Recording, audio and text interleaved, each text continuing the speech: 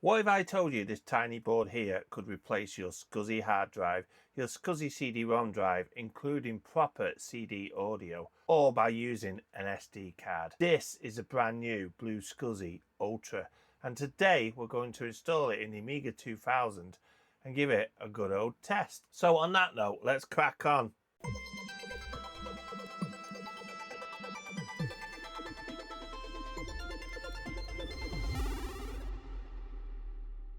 Hi everybody, welcome back to the channel. My name's Neil and today we're looking at this here, the all new BlueSCSI Ultra. Now this is the next evolution of the BlueSCSI version 2 and you can probably notice some differences already. Now we're going to install it, set up a hard drive image and mount a CD TV game as well as a CD, but also hopefully test real audio output that was missing. So what is a BlueSCSI Ultra? In simple terms, it replaces the old mechanical SCSI drives with an SD card.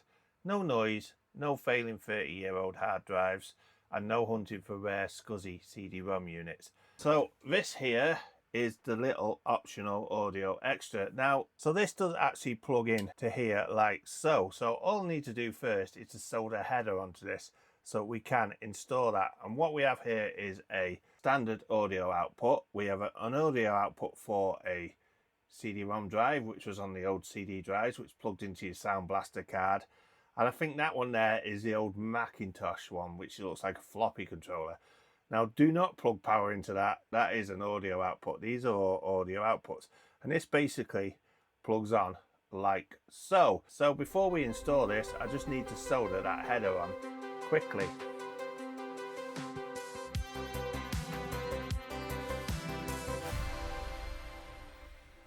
As quickly as that's that header done. Right, so what's actually improved with the BlueSCSI Ultra? On the surface you might think it's just another BlueSCSI, but it's definitely been upgraded. Number one, it feels more modern and better designed, more of a complete product, more of a finished product. Number two, it's all built in and now you don't have a separate Pico. Everything is on one board, so no messing around setting up a separate Pico. Number three, it's designed better for SD, so it should be faster and more reliable on the SD performance. Number four, it's got USB-C, which of course everybody has nowadays, and it is a good quality of life improvement. Number five, power handling and management has been improved, making it more reliable on these older fussy SCSI machines.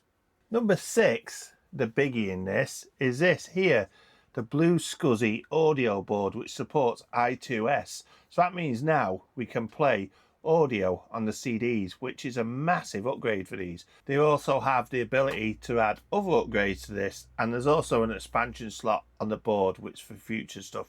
I know there's a front header which is coming out soon, as well as other things planned for this, so that is absolutely brilliant. Now I'm sure there's things there which I forgot to mention. I've just covered the main points of this and the major things that have changed, but if you pop along to the website, the link is down below. You can take a read of it all anyway. On that note, let's crack on and see if we can get this working in the Amiga.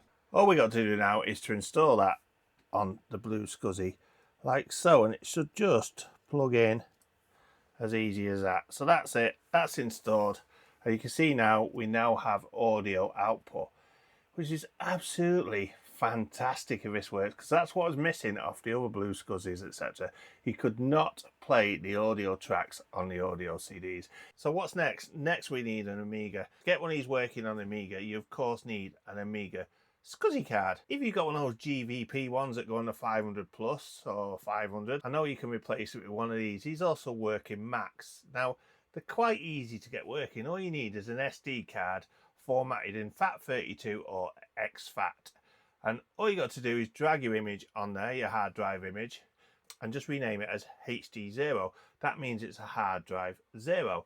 The HD stands for hard drive and the 0 stands for identifier 0 on the SCSI chain. Now if you want to do a CD-ROM, it's the same again, you just rename it CD1. But to get them working on the Amiga, do need to install some software to read the CD system.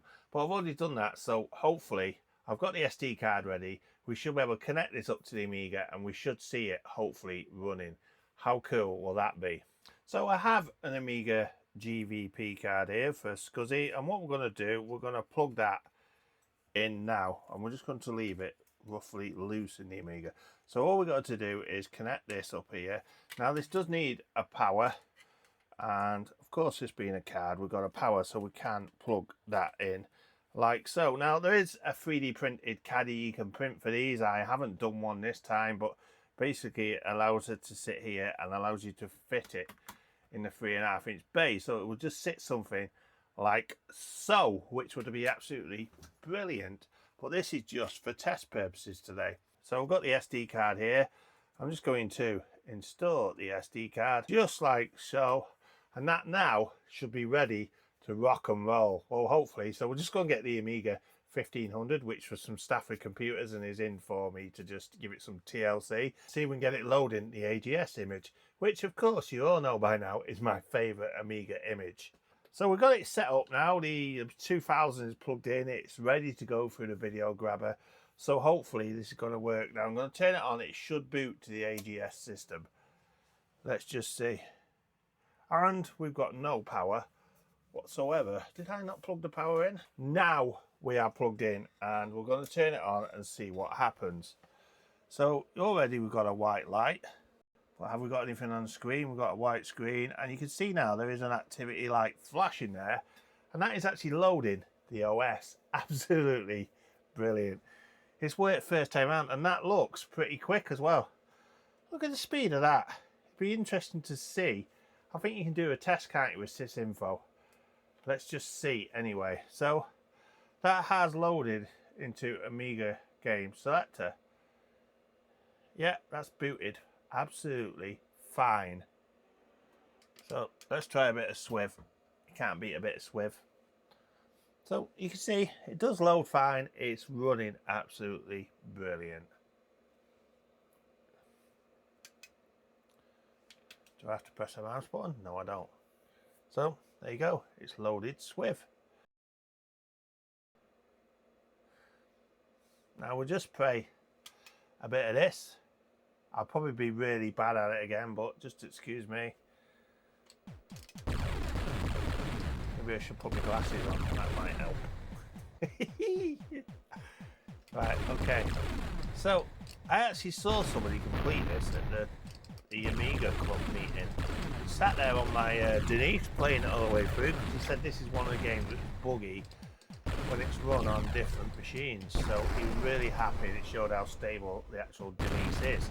He said if it'll play this all the way through, then that's a good show. I mean, it is a good game, isn't it? Look at this. I'm not playing fully concentrated on it because I'm talking to you guys as well.